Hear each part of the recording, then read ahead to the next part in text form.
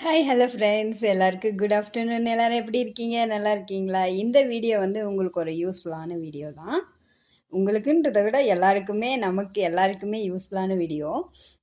என்னன்னு பார்த்தீங்கன்னா, நம்ம நிறைய கல்யாணத்துக்கெல்லாம் போயிருப்போம். கல்யாணத்துக்கு நமக்கு வந்து மொய் வச்சா கிஃப்ட் அவங்க என்ன தருவாங்க நம்மளுக்கு? தேங்காய், வெத்தலைப்பாக்கு இதெல்லாம் கொடுத்து பார்த்துருக்கோம். கொஞ்ச நாள் விட்ட உடனே ஆரஞ்சு பழம், அப்புறம் ஃப்ரூட்ஸுங்க எதுனா இருந்தால் அது போட்டு தருவாங்க. இன்னும் ஒரு சில பேர் வந்து செடிங்க குடுக்க ஆரம்பிச்சாங்க. நல்ல பழக்கம் இல்லையா? செடிங்க. ஆ எங்க ரிலேட்டிவே வந்து தென்னங்கன்று குடுத்தாங்க. நெறைய தென்னங்கன்று வாங்கிட்டு வந்து மொய் வச்சவங்களுக்கெல்லாம் தென்னங்கன்று குடுத்தாங்க. ஏன்னா, அது ரொம்ப யூஸ்ஃபுல்லான ஒரு விஷயம். அதே மாதிரி தாங்க நானும் ஒரு கல்யாணத்துக்கு ரிசப்ஷனுக்கு போயிருந்தேன். அங்க எனக்கு வந்து கிஃப்ட் குடுத்தாங்க. அது என்ன கிஃப்ட்டுன்னு பாருங்க. டன்டடை!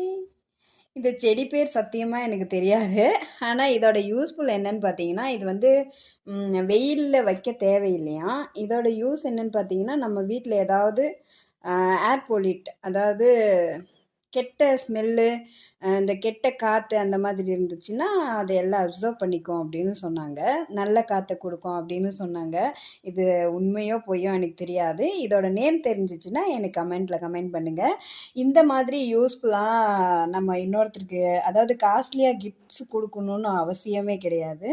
நம்ம குடுக்குற கிஃப்ட் அவங்களுக்கு யூஸ்ஃபுல்லா இருக்கா? அது கம்மியான விலையா இருந்தாலும் சரி, யூஸ்ஃபுல்லா இருக்கான்றது தான் முக்கியம்.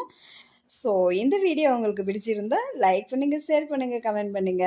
என்னோட சேனல சித்து லைஃப் ஸ்டைல் சேனல சப்ஸ்கிரைப் பண்ணிட்டு மறக்காம பெல் ஐக்கான கிளிக் பண்ணிடுங்க.